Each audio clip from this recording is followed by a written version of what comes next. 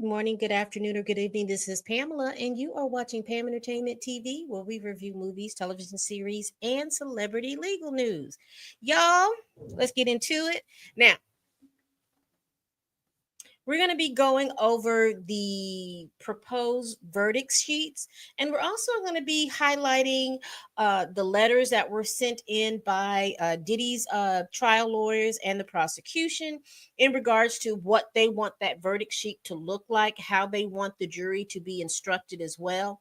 I have a video here from one of my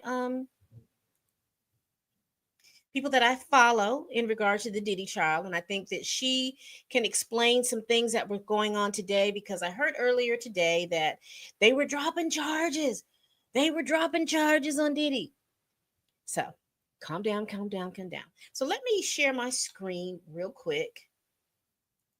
And I'm going to let her to explain to you what's going on. And then we're going to go over some of the letters, and we're going to go over the verdict sheet. Okay. All right, here we go.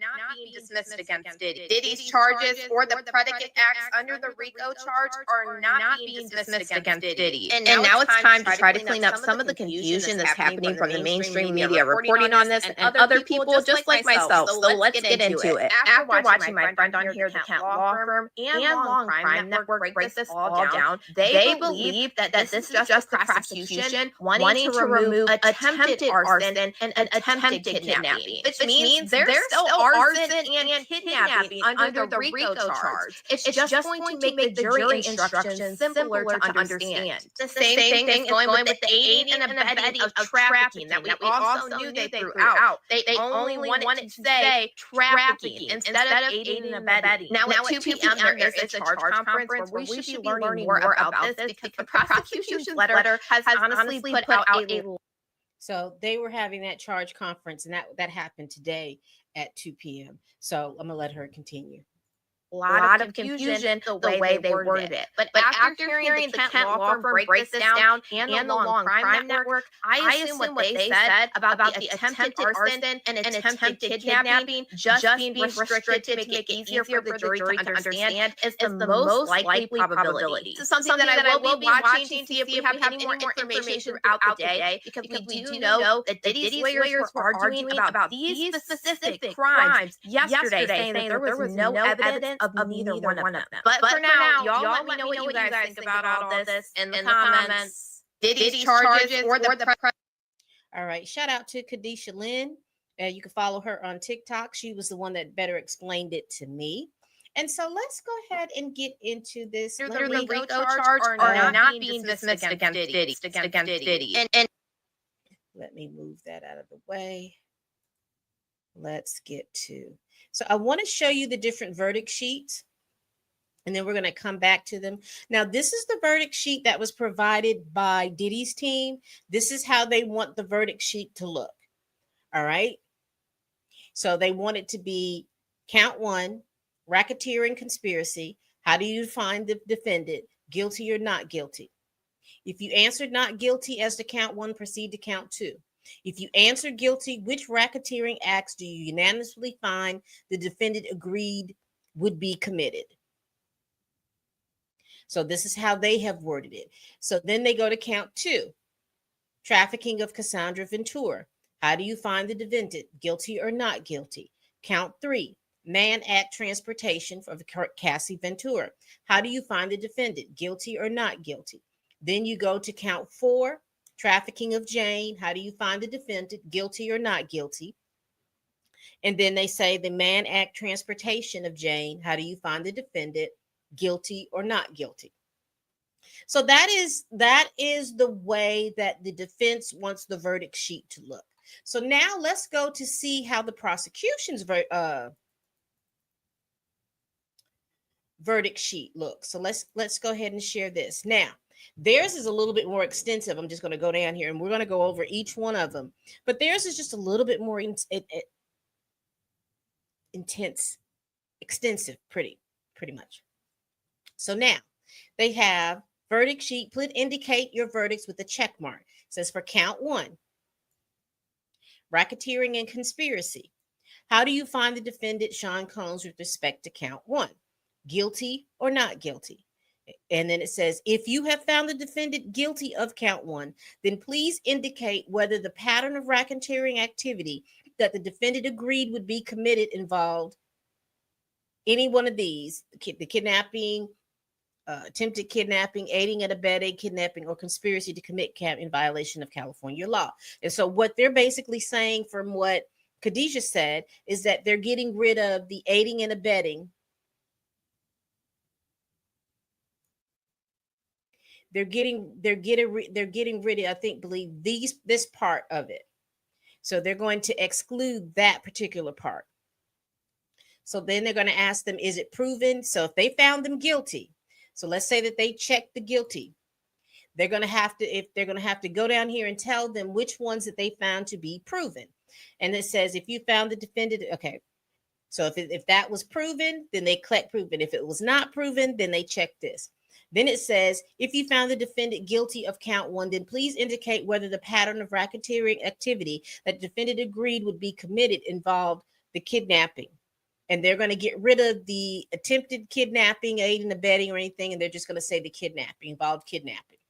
And then they have to say it's proven or not proven. And it says, if you found the defendant guilty of count 1, then please indicate whether the pattern of racketeering activity that the defendant agreed would be committed involved arson, attempted arson, including aid and abetting. And I think that I don't remember if she said anything about the arson, but they have to say if it's proven or not proven. It says, if, going into the D, indicate whether the pattern of racketeering was committed involved the bribery. So this is the bribery charge. And then E, they have to say if it's proven or not. E would be that the defendant would be involved, tampered with a witness or a victim. They'd have to say that. Now, I would say in all of these things, I guess I'll go back up and just we'll go over because I'm skipping over who they belong to.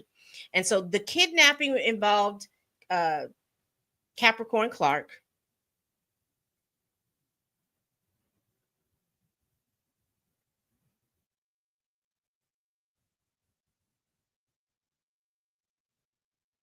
They've got kidnapping twice.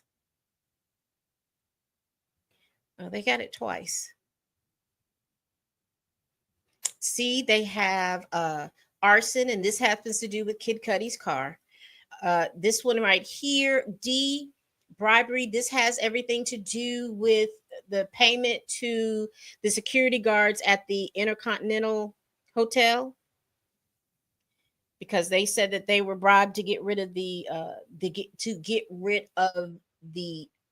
film that we saw with Diddy assaulting Cassie. So E, we have tampering with a witness. I believe this has to do with Mia. F, forced labor. And I believe this has to do with Cassie, Capricorn Clark, and Mia. That's who I believe that it had to do with. You let me tell it. It had to do with all the people that worked with them, because they worked some really, really long hours. Let's see. The trafficking, that would have to do with me, Cassie and Jane Doe. The transportation for purposes of this would have to do with Cassie and Jane Doe. If you found them guilty, again, that's another charge of travel. Travel for thing that has to do with Cassie and Jane Doe. So J would be involving the distribution and possessing with intent to distribute controlled substances, and that has to do with Diddy being in possession of the ketamine, the MDMA, and other illegal mood enhancing substances, and the fact that he was getting his employees to go purchase these things so that he can distribute them to Cassie, to Jane, to the workers, the exotic dancers, and all those people that came in to work in intimate physical relations. We have K, and it says, if you check proven for question G, and let's go back up for G.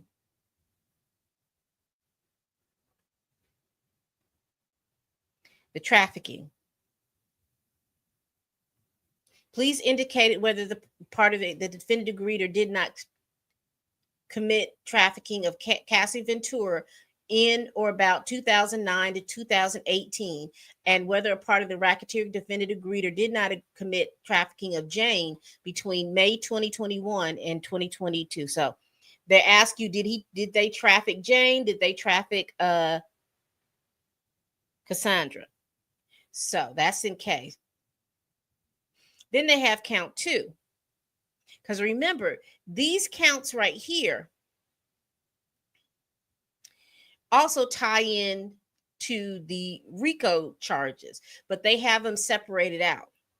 And so again, they have to say whether or not that in count 2, did they traffic Cassie? Did he transport Cassie? Also, count 4 says, did you traffic Jane? And count 5 says, did you transport the transportation charge against Jane? So this is what it says final instruction. Once you have considered all the questions, please have the foreperson sign and date the verdict sheet. Excuse me. And notify the marshal that you've reached a verdict. So that's extensive. So when you compare them with the verdict slip of the defense is just like, did they do it or didn't they do it? Did he do it or didn't he do it? And if he did do it, what were the 2 charges that he did? Did he do it or didn't he do it? This is a more simplified verdict sheet. This is a more simplified verdict sheet versus what we see coming from the prosecution. They are very detailed. They want them to go through each one of those charges and to be very detailed. And so and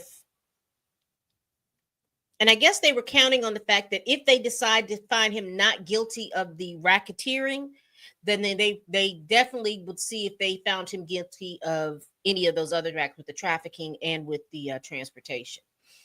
So I wanted to share that with you. Let me stop sharing. So there were 2 letters, and we're going to go over those 2 particular letters.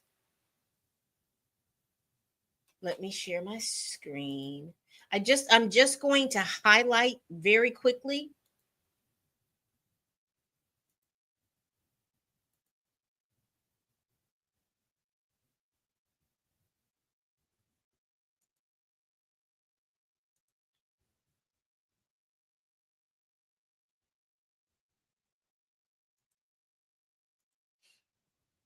All right, so let's do this. Let's go back up. So this one, I believe. So this is the letter that was sent in and added to the docket from Diddy's trial lawyers. And they just basically were asking that they were to submit their edits to a lot of the things. One of the things that caught my eye was the California Penal Law Racketeering Act number 3. It said the defense requests a modification to the proposed charge regarding Racketeering Act 3, bribery in violation of the California Penal Law Section 137A. The requested modification clarifies that a quote unquote bribe within the meaning of the statute means something offered with the corrupt intent to unlawfully influence the content of the testimony or information of the person to whom the bribe is given, where the person will be giving testimony or a report to law enforcement. It further clarifies that an attempt to prevent a person from appearing or reporting altogether is not sufficient.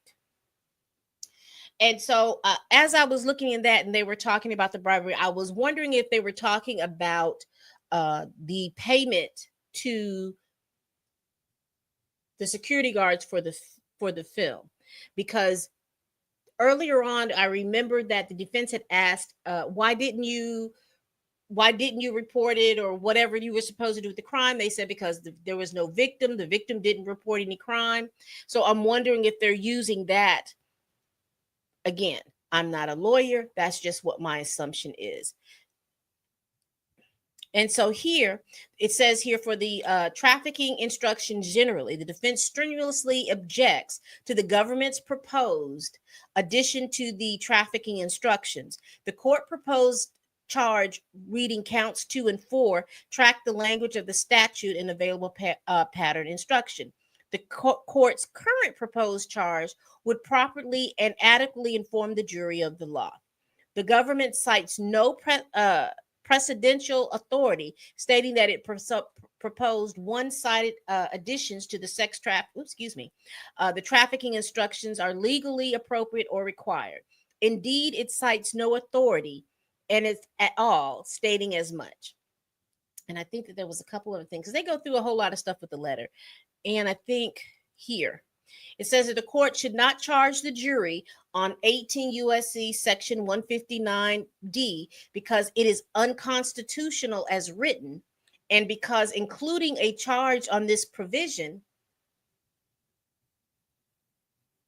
would be a constructive amendment of the indictment in violation of the Fifth Amendment grand jury clause. And they kept talking about it not being constitutional. And I think that was, no, here we go. Then they started talking about voluntary intoxication. So I am going to read this. It looks like my share screen got knocked off. So let's get back to where I was.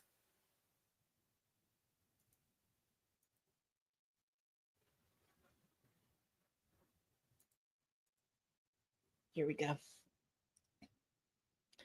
It talks about voluntary intoxication. Now, I remember that the defense earlier on was talking about the fact that, Diddy at one point, because remember there was a testimony with Jane, and she kept saying that she was concerned about his usage of the mood enhancements. And she was looking, very concerned about that, and had mentioned that, he possibly should get some help or something. So I'm wondering if this has to do with this clause right here. So let's read what they're saying. It says voluntary intoxication. The voluntary intoxication defense applies to more than just specific intent crimes. Intoxication is a defense to a crime so long as it, quote,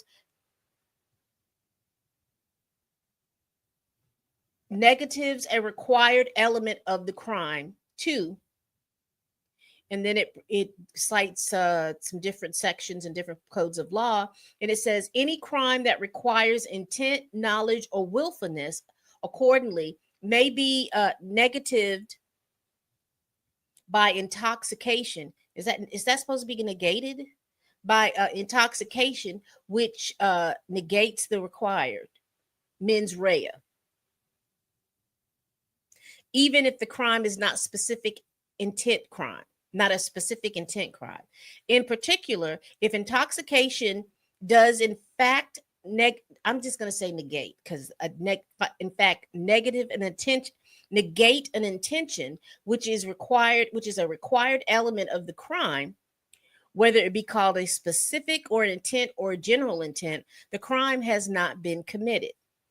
And then it goes on to talk about some court cases and things like that. But I found that to be very interesting, because they're saying, look, Diddy was higher than Cootie Brown, and he stayed higher than Cootie Brown. So all of this stuff that happened, he was high. He couldn't have, there was no way in the world that he could have committed any crime, because again, he was so high that he couldn't have given you any type of intent. And so they go through all of these little different things. And I do want to be able to share another, give me one moment.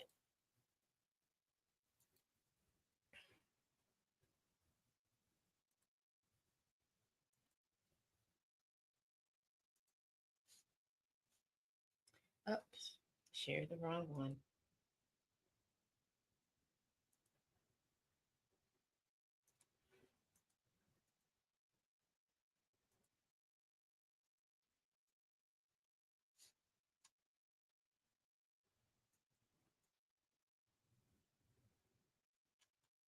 I'm just going to share the screen real quick. Give me one moment because things are not.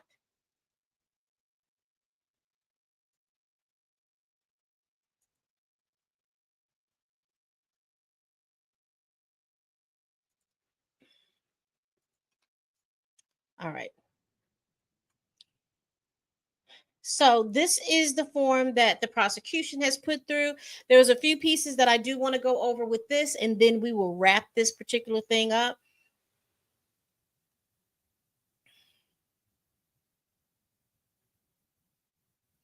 So they talked about the trafficking and the forced labor.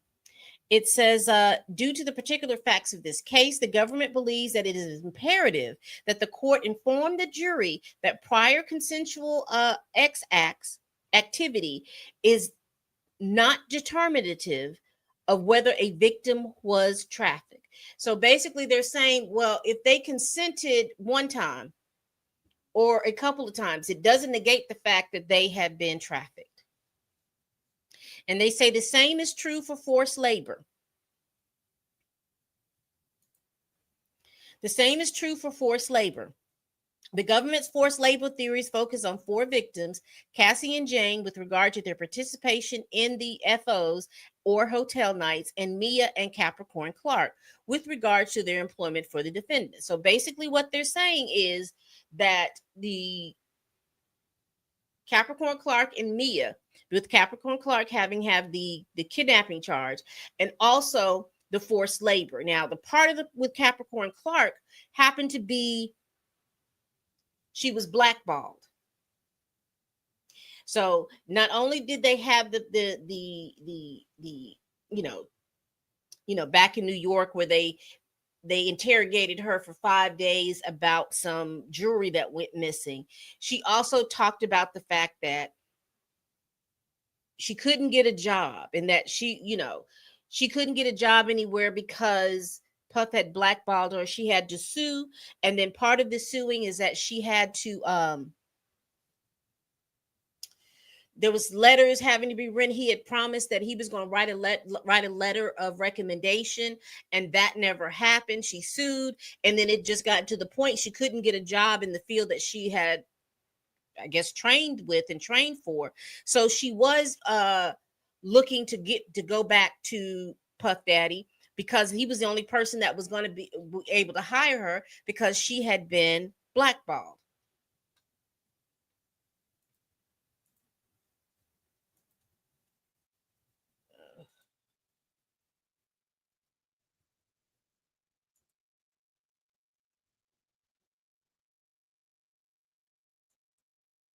So they were talking about them being blackballed. Now, in the case of Mia, I think that they were looking at the fact that she had been made to stay up 5 days in a row, and I think that that was probably the impetus for that. And it says here also I underline, it says a victim's initial willingness to perform certain labors does not preclude the possibility that the victim's continued labor may become forced. In addition, the government strongly objects to the defendant's apparent claim that this court should not instruct the jury on well-established legal principles as to the thorny questions of law because they are unbalanced and may help the jury reach a conviction. The government, just as the defendant, is entitled to legally accurate instructions about what is burden and is not. And there is no real dispute over the fact that these proposed additional instructions are routinely given in this district, are legally accurate, and would help inform the jury as to the law on key issues in the case. While the defense may want the jury to be confused on certain of these issues with the hope that the confusion will result in a mistake assumption in their favor, there is no authority for admitting any jury instructions. The government respectfully requests that the court instruct the jury that trafficking, labor, and payments to the victim for that conduct are not mutually exclusive. And they said because forced labor, I didn't read this one, but because the forced labor victims also receive money or gifts from the defendant, it is important to instruct the jury that payment does not preclude a finding of forced labor in order to prevent confusion. They also put on here, which was interesting to me, cumulative conduct. So basically what I'm interpreting from what I'm reading is that they want the jury to consider his act all throughout those years. How it all accumulated, how it all progressed. If you're talking about Cassie, you're going to start with her 10 Jesus. You're going to start with her 10 album deal, her only doing one album, and then it switched to her doing the FOs, the freak offs, and how it all accumulated. Even with the violence that she received, all of those things are all cumulative of his behavior. And I thought that was interesting point that they were putting. The government proposed additional charge language instructing the defendant that they may consider a defendant's cumulative conduct is particularly necessary in the case for the jury to understand what it can consider in assessing whether Ms. Ventura was coerced. The cumulative conduct and forced labor instructions is also important for Mia and Capricorn. Both worked for the defendant over long periods of time, and during their employment, the defendant was violent and threatened them. The cumulative effect of the violence and threats can all be considered by the jury in assessing whether to force to engage things. You know what's interesting about this? And I just noticed that because they have it for Mia and they have it for Capricorn. But you notice how the men that worked with her, they did not have this level of animosity with Puff.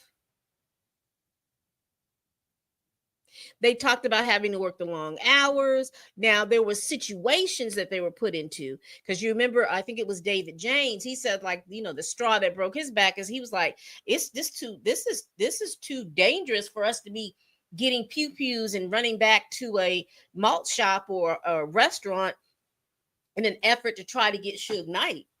He said that was too much. And then you had the second assistant, Ed, who said that he saw too much violence against the women for him to stay. He couldn't stand that, or he couldn't stomach that. But there wasn't as much violence being thrown at them. But I just thought that this was interesting.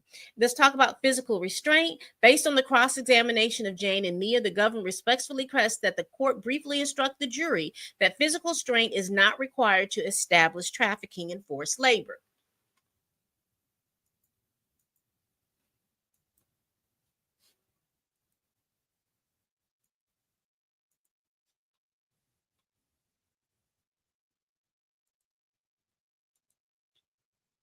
All right. And I think that there was a couple more. Yes. And this one, commercial SMEX Act need not to occur. And so, because again, you remember how this case first started off, everybody thought that when they were talking about the trafficking and all of these little different things, that we were going to see. I don't think we understood what we were going to see. We thought that there was just going to be some people that he was paying, celebrities and everything, like, celebrities were playing to give to people. I don't know what we thought it was, but they basically are saying that it doesn't have to be, I guess, traditionally a commercial, like how the mob would get the people from overseas and then make them work off their plane ticket and their debt by performing by prostitute or something like that. So that that doesn't need to occur in order for people or for anybody to consider someone to be trafficked. All right, people, we went over those sheets and we also went over those two letters. What are you all thinking? Again, as you all will know, the prosecution rested, the defense came and they put on a 25-minute, less than 30-minute defense, and then they rested. So now we're into getting these verdict sheets put up so that the judge so we can get to their closing arguments. We probably won't get into their closing arguments. What's today? It may be tomorrow or Friday. we'll get into, because the prosecution and the defense have to get together these verdict sheets, and it gets approved by the judge, and then the judge gets his instructions to the jury. So they're still working out of that kink. They may have finished that up. Let me check real quick.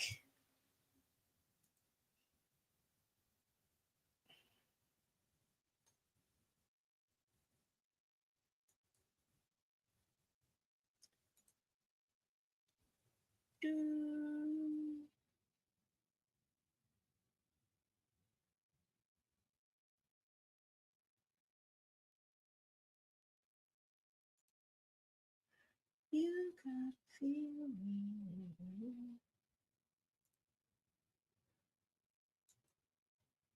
I'm just going to check on Inner City Press to see if they did anything.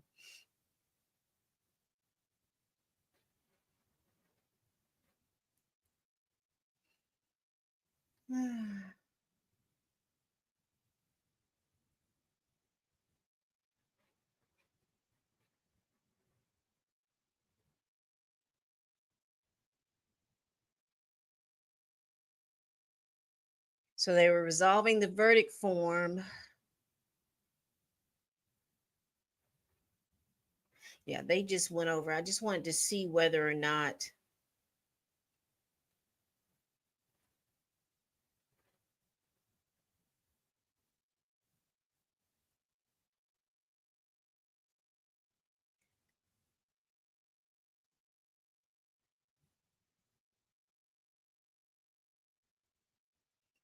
they went on a long time.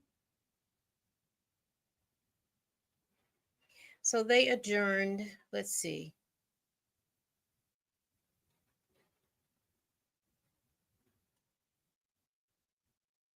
Looks like they're going to do it on Friday. The defense is making the application time for it to start Friday morning. Okay. All right. So looks like Friday morning. It looks like they may start closing arguments. We will see. We will see.